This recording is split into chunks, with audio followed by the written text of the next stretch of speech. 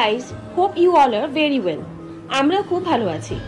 Introduction দেখেই বুঝতে পেরেছো আমরা পৌঁছে গেছি মোজো ক্যাফে, যেটা বারাসাত সিটি মল ডাক বাংলোতে। প্রথমেই ক্যাফের আউটসাইডটা একবার দেখিয়ে দিই। প্রথমেই বলি, আউটসাইডে যে কম্বো অফারের বোর্ডটা দেখছো সেটা দেখে কিন্তু একেবারেই কনফিউজ হয়ে না, কারণ এই কম্বোটা available only 12 PM to 6 PM। So after 6 PM this offer is not available. এটা হলো চাইনিজ কম্বো অফার, যেটা তোমরা 499-এ ফর 2 পেয়ে যাচ্ছ। কম্বোতে কি কি আছে একটু পজ করে দেখে নিও প্লিজ। চলো এবারে ক্যাফের ভিতরে এন্টার করা যাক।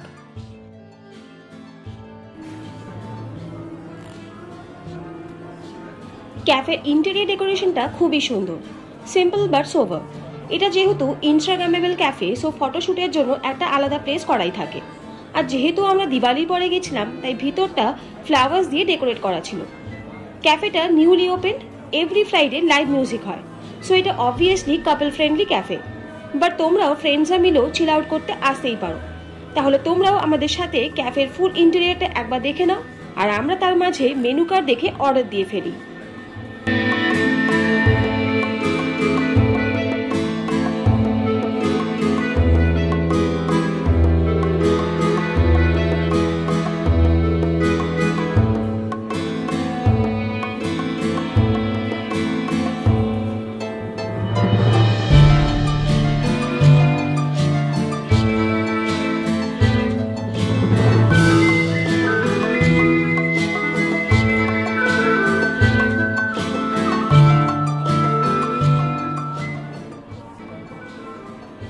ইন্টেরিয়র দেখতে দেখতে আমাদের ফার্স্ট অর্ডার ক্যাপেচিনো চলে এলো।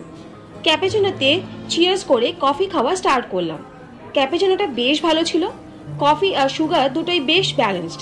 তবে এখানে ব্রাউন সুগার দিয়েছিল, যা যতটা সুগার প্রয়োজন দিয়ে দিতেই পারবে। নেক্সট আইটেম চলে এলো barbecue chicken pizza. Pizza size ছিল 8 ইঞ্চ, যেটা আমাদের দুজনের পক্ষে বেশ হেভি।